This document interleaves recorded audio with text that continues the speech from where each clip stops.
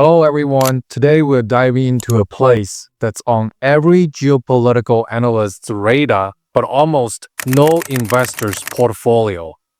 I'm talking about Taiwan. You know, that little island in the Pacific that somehow ends up on the front page of the Wall Street Journal, The Economist, and the Reddit semiconductor memes, all in the same week. But let me ask you something. Is Taiwan just a geopolitical flashpoint? A semiconductor fairyland run by TSMC? Or is it something more? Something actually investable, resilient, and even undervalued? Let's break that down, because if you're allocating global capital and still treating Taiwan like a political time bomb or a one-trick cheap pony, you're doing it wrong. Taiwan lives in this weird financial purgatory. It is too rich and too competent to be called emerging, but somehow it doesn't get invited to the grown-ups table either. Some facts. GDP per capita over $35,000. A world-class educational system. Rule of law, an economy more structurally sound than many EU countries I won't name. Hi, Italy. But what is its classification in most ETFs? Emerging market. Same bucket as, I don't know, Pakistan. It's like if Switzerland spoke Mandarin and made 90% of the world's advanced chips, but people still call it a developing nation. That's Taiwan's branding problem and your opportunity. If Taiwan were named Taiwan Land and floated over to Europe, it will be everyone's darling. But because of China, and because Taiwan doesn't shout about itself, it gets overlooked. Okay, let's talk about China. You can't invest in Taiwan without hearing the word invasion thrown around like it's a done deal. But here's the truth. That narrative is both tired and lazy. Taiwan isn't uninvestable. It's strategically important, which is not the same thing. The Taiwan Strait is the most heavily monitored stretch of water on Earth. The US, Japan, and Taiwan run constant joint exercises. Surprise attacks? Not exactly easy. Taiwan has built resilience, civil defense, supply chain buffers, and probably a few cybersecurity tricks they don't talk about. And let's be honest, if China ever did invade and the world fell into chaos, your portfolio's biggest problem wouldn't be my Taiwan exposure. It would be, why am I Googling how to boil pound water? So yes, risk exists, but it's overstated and it's priced in. Look, I love TSMC. Everyone does. It's the Beyonce of chip making, flawless, powerful, global icon status. But Taiwan's market is so much deeper than just one company. There are machine tool makers exporting to Germany, industrial automation firms with 20% ROEs, software and fintech startups quietly scaling. These companies are high margin, low debt, strong dividend payers, trading at only 5 to 8 times earnings in some cases.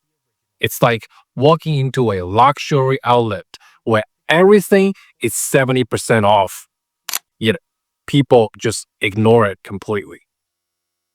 You want a market that doesn't fall apart every time the Fed sneezes? Taiwan has 70% local participation in equities. That's sticky money. The National Stabilization Fund, a powerful backstop. Dividend yields that make US investors cry. And wait for it.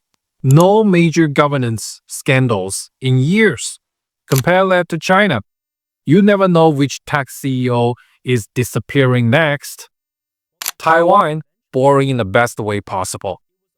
Western media often portrays Taiwan like this brave little underdog clinging to democracy with a trembling hand. Wrong. This is a vibrant, multi-party democracy where voters care more about home prices and electricity bills than Xi Jinping.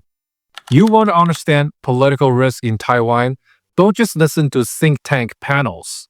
Watch who is winning on energy policy, housing reform, and job creation, because that's what moves the Taiwan market.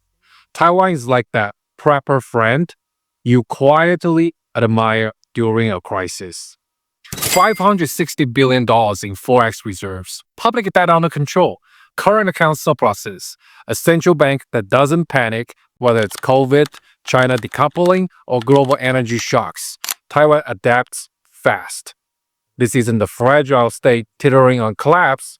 This is a muscular, flexible economy that's seen it all and keeps moving forward.